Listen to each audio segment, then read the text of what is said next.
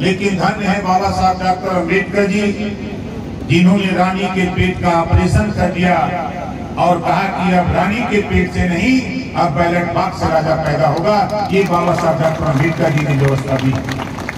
उसी व्यवस्था को लेकर आज सभी दल के लोग आपके बीच में अपनी अपनी बात सुनाकर आपका कीमती वोट जो बाबा साहब डॉक्टर अम्बेडकर जी ने आपको वोट का पावर दिया है, इस वोट को पाने के लिए जगह जगह माइक मंच लगा करके आपको भाषण सुना रहे हैं, आपको समझा रहे हैं। ये काम सन 52 से हो रहा है, ये काम सन 52 से हो रहा है।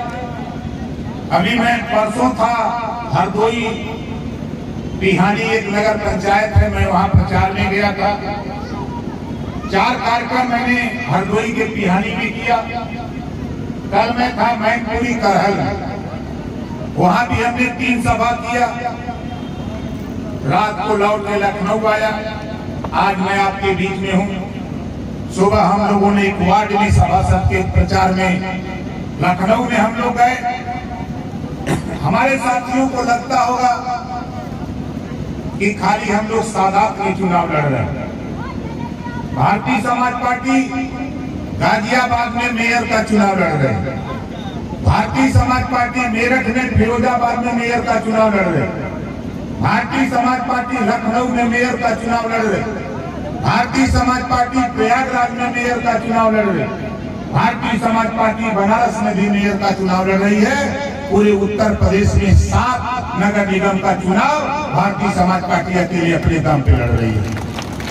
और इतना ही नहीं, जैसे आपके यहाँ नगर पंचायत का चुनाव, ऐसे पूरे प्रदेश में जहां जहां हमारी पार्टी की ताकत है, संगठन है, हमारे साथी लड़ रहे हैं। नगर पालिका, नगर पंचायत और सभासद के चुनाव में पूरी दमखम के साथ पार्टी मैदान में है।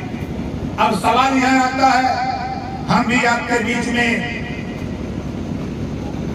आपसे आपका कीमती वोट मांगने के लिए आए। आप, मुझे वो याद है, छोटेलाल राजभर यहीं कहीं होंगे, जोरदार ताली बजा के स्वागत करिए। हमारे कुछ साथियों को याद होगा, जब मैं बनारस से चला तो इसी सादात में मीटिंग किया।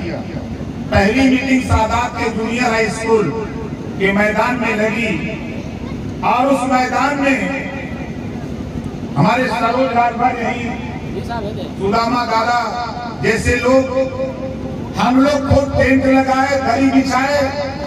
उसके बाद छोटे लाल की मोटरसाइकिल स्प्लेंडर से जब मैं मीटिंग में आया तो बहुत से साथी ये कह रहे थे कि नेता कब आई थी। हम तो वहीं बैठे थे, लेकिन लोगों को लग रहा था कि बहुत भौकाल नेता के पास होगा, गाड़ी से आएगा, लेकिन हम तो भाई मोटरसाइकिल से पहुंच गए। कुछ लोग जाने लगे, जब देर होने लगा तब हमने कहा कि भाई अब हमको खड़ा करो, हम अपनी बात को बतावें। वो दिन साथी मुझे नहीं भूलता। एक एक गांव यहाँ जितने लोग आप आए हो, कोई गांव ऐसा नहीं, कोई पूर्वा ऐसा नहीं है उत्तर प्रदेश के पूर्वांचल के 28 जिला का जहाँ ओम प्रकाश राजभर जाकर के दरवाजा न खटखटाया हो। कोई ऐसा पूर्वा, कोई ऐसा गांव नहीं छोड़ा। क्यों? इस नाते कि मैंने देखा, जब देश की हालत को पढ़ा, गौतम बुद्ध जी के विचारों को पढ़ा, महात्मा ज्योतिबा फुले, सावित्रीबाई फुले के विचारों को पढ़ा, छत्रपति साहू जी महाराज के विचारों को पढ़ा, महाराजा सुहेलदेव राजभर जी के विचारों को पढ़ा, बाबा साहब डॉक्टर अम्बेडकर जी के विचारों को पढ़ा और मान्यवर कांशीराम जी के साथ काम करने का मौका मिला। और 14 साल में मान्यवर कांशीराम जी के साथ काम किया और अनुभव हुआ। अनुभव होने के बाद हमने भी मन बनाया कि जब इस देश में संविधान एक है, पावर बाबा साहब ने दिया है हमको, आपको अपनी बिगड़ी बनाने के लिए ये वोट का पावर दिया है, इस वोट के पावर को समझाकर हम उत्तर प्रदेश की दिशा और दशा को बदलने की तैयारी करूंगा। हमने मन बना करके काम को शुरू किया और आज मुझे खुशी होती है। अभी आपने 22 का ही चुनाव देखा, हमारे पत्रकार भाई हैं, अगर टेलीविजन पर सबसे ज्यादा अगर 2022 के चुनाव में अगर किसी पार्टी का प्रचार सबसे ज्यादा चर्चा अगर रही तो वो भारतीय समाज पार्टी ओम प्रकाश राजभर की है। और आज सोच लो साथी मोटरसाइकिल बेचे हैं। हम लोग जब नौ रेलवे स्टेशन पर उतरते थे, लगेज पे सोते थे, 2 आदमी जागते थे, 2 आदमी सोते थे कि कहीं कोई चोर हम लोगों का घोड़ा धक्का लेके भाग न जाए। वो दिन भी हम लोगों ने झेला है साथी। और ये दिनेश राजभर यही है आपके अभियान के, इनके यहाँ इनकी गाड़ी से हम लोगों ने गाजीपुर के, चाहे जमानिया का इलाका हो, चाहे आपके गाजीपुर के तमाम इलाकों में हम लोग जाते थे तो इनकी गाड़ी रहती थी, इन्हीं का तेज रहता था, आते इन्हीं क्या रहते थे, लेकिन लड़ाई समाज की लड़ते थे, लड़ाई हम लोग समाज की लड़ते थे। आज ओम प्रकाश राजभर ने वो ताकत पैदा किया कि देश की भी सरकार 24 में बनने को है, देश की निगाह ओम प्रकाश राजभर की तरफ और भारतीय समाज पार्टी की तरफ आ गई है। बोलो सही कह रहा हूँ कि गलत कह रहा हूँ?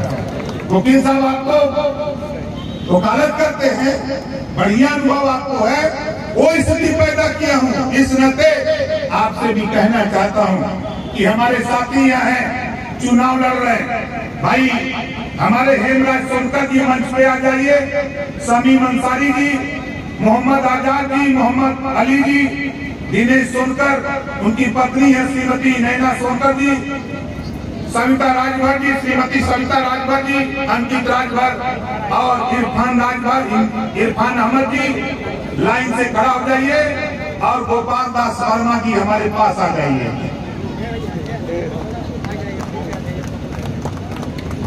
जोरदार ताली बजा करके आप लोग स्वागत करिए। ताली में दम नहीं दिखाई दे रही है। अब देखिए, हम आपसे वोट मांग रहे हैं। हमारी बात अगर सही होगी तो वोट देना साथियों, मेरी बात अगर सही हो तब तो वोट देना, मेरी बात गलत हो तो वोट मत देना। चैलेंज करता हूँ राष्ट्रपिता महात्मा गांधी जी, राष्ट्रपिता महात्मा गांधी जी जब ये देश अंग्रेजों से गुलाम था तो बताओ गांधी जी ने क्या उठाया था? गांधी जी के हाथ में क्या थी? जोर से बोलो, घड़ी। और हमारे नेताओं के हाथ में क्या है? समझ में आ रहा है ना? हमारे नेता के हाथ में क्या है? घड़ी। और सबकर खटिया हो जाए। आप देख लो, हम नहीं कुछ कहते, लेकिन बाबा साहब डॉक्टर अम्बेडकर जी ने संविधान लिखा। देश एक है, संविधान एक है, प्रधानमंत्री एक, राष्ट्रपति एक। और देश में 2 तरह की शिक्षा नीति। तेलंगाना एक भारत का एक प्रदेश है, 4 करोड़ आबादी, और 1972 से लेकर 2023 तक 500 केजी से लेकर पीजी तक। जो पढ़े लिखे साथी है वो तो समझते होंगे कि केजी से लेकर पीजी तक क्या होता है। जो नहीं पढ़ा लिखा वो नहीं समझेगा, उसको मैं समझा भी देता हूँ। तेलंगाना सरकार 2 लाख हर साल गरीब, कमजोर, जाति धर्म नहीं, अगर वो गरीब है, कमजोर है, बच्चा बेटा बेटी पढ़ नहीं पाता तो 2 लाख बच्चों को हर साल तेलंगाना सरकार निःशुल्क शिक्षा, छात्रावास निःशुल्क, भोजन निःशुल्क देकर 2 लाख बच्चों को डॉक्टर, मास्टर, इंजीनियर, कलेक्टर बनाने की शिक्षा तेलंगाना सरकार फ्री में दे रही है। तेलंगाना सरकार फ्री में दे रही है। तो बताओ, 25 करोड़ आबादी उत्तर प्रदेश की है, अगर तेलंगाना में ये व्यवस्था लागू है तो क्या उत्तर प्रदेश में यहाँ के गरीबों के बच्चों को निःशुल्क शिक्षा की व्यवस्था कराने के लिए भारतीय समाज पार्टी चुनावी जंग में मैदान में घूमती रहती है? आप बताओ, एक समान शिक्षा, जो पढ़ाई, जो पाठ्यक्रम अमीर के बेटा वो पढ़ेगा कैसे कंप्यूटर कॉन्वेंट में, गरीब का बेटा सरकारी स्कूल में, कैसे कबूतर कौआ। इसी व्यवस्था के खिलाफ तो हम हैं। हम तो चाहते हैं इस प्रदेश में कॉपी, किताब, फिर दवाई, भोजन, वजीफा, कपड़ा, जूता, मोजा, टाई, बैग, साइकिल फ्री दिलाकर बिना पैसा में पढ़ाने का कानून हम देश में बनाने के लिए बाबा साहब डॉक्टर अम्बेडकर के सपनों को साकार करने के लिए ओम प्रकाश राजभर आपके बीच में घूम रहा है। हम आपसे पूछना चाहते हैं, 2 प्रदेश है, एक है दिल्ली, एक है पंजाब। अभी कर्नाटक में हो रहा है चुनाव।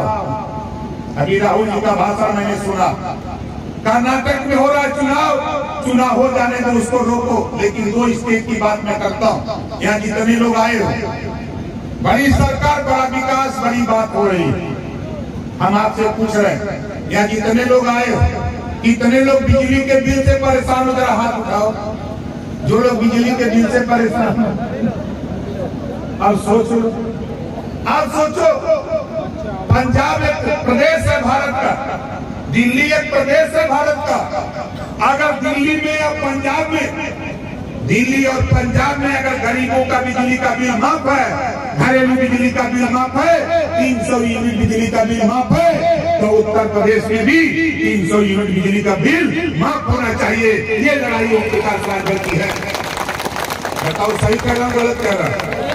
हमारा पैसा, हमारा आपका पैसा, जब मार्केट से साबुन, तेल, दाल, नून, कपड़ा जब हम खरीदते हैं, उस पे लगता है टैक्स, और वो टैक्स का पैसा जमा होता है RBI, reserve bank of India में, और जमा होता है, अरबों रुपया हो जाता है। वहां से देश का उद्योगपति फैक्ट्री लगाने के लिए लोन लेता है, और जब वो फैक्ट्री लगा के चलाता है, नहीं चलती फैक्ट्री, RBI के गवर्नर को बताता है, मालिक हम लोग नहीं दे सकते, तो उसकी सूचना देश की सरकार को जाती है, तो देश की सरकार कहती है वो डिफाल्टर है। लाखों करोड़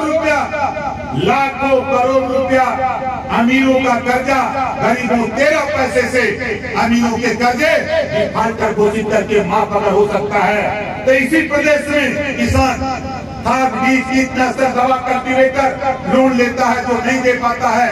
घरेलू बिजली का बिल जो गरीब नहीं दे पाता है, इन दोनों को डिफाल्टर घोषित करके उत्तर प्रदेश सरकार इनको भी माफ करे, वरना भारतीय समाज पार्टी की सरकार बनते ही इस काम को हम करने वाले हैं। टाइम लगेगा, लेकिन सरकारों को आगाह कराता रहता हूँ, इनको बताता रहता हूँ कि इसको करो, नहीं तो आंदोलन को हम 20 साल से कर रहे हैं। अब टाइम आ गया है, 2 दल पीछे हो गया है। विधानसभा के अंदर 4 बार सत्ता रही बसपा की, 40 साल सत्ता रही कांग्रेस की। बसपा के 1 विधायक, कांग्रेस के 2 विधायक और भारतीय समाज पार्टी के 6 विधायक हैं। 2 पार्टियां विधानसभा में पीछे कर दिया, 2 पार्टियां पीछे हो गई है, बची है समाजवादी पार्टी और भाजपा, 2 पार्टी है। और समाजवादी पार्टी को जो दूध हम लोगों ने पिलाया है, उस दूध को जिस दिन वापस ले लेगा राजभर, उसी दिन वो चारों खाना चित हो जाएंगे, पता नहीं लगेगा कहाँ खड़े हो गए। और यही हम सादात की बात कर लें, सादात की बात कर लें। आप देख लो, हम झूठ नहीं बोलते, राजनीति में कभी हमने झूठा नहीं बोला। आप बताओ, कांग्रेस यहाँ चुनाव जीतेगी? ईमानदारी से आप बताओ, कांग्रेस पार्टी चुनाव जीतेगी? नहीं जीतेगी। आप बताओ, बहुजन समाज पार्टी जीतेगी? जोर से बोलो, नहीं जीतेगी।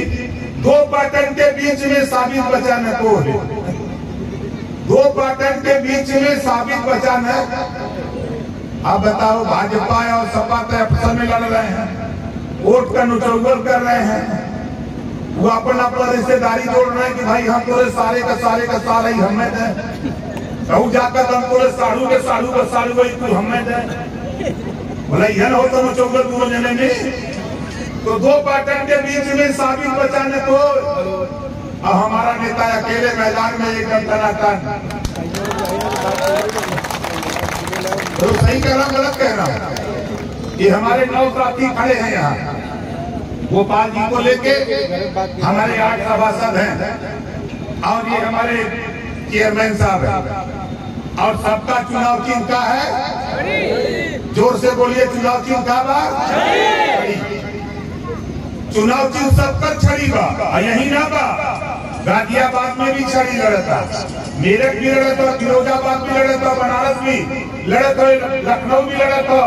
पूरे प्रदेश में जहाँ जहाँ प्रत्याशी खड़ा किया, वहाँ छड़ी जहाँ लड़ रही है। सभी लोग परेशान हैं कि ये भारतीय समाज पार्टी कहाँ से पैदा हो गई। ये भारतीय समाज पार्टी वो पार्टी है जो इन गरीबों के हक हिस्से की लड़ाई नहीं लड़ेगा। ऐसे पार्टियों को ये पीला झंडा है भाई, याद कर लेना। हम तो चाहते हैं आपके जिले गाजीपुर जहुराबाद से मैं विधायक हूँ, और विधायक होने की हैसियत से 6 साल के अंदर 11 करोड़ 22 लाख रुपया 11 करोड़ 22 लाख रुपया गरीबों के इलाज और ऑपरेशन के लिए हम अपनी कलम से दे चुके हैं। अब आप सोचो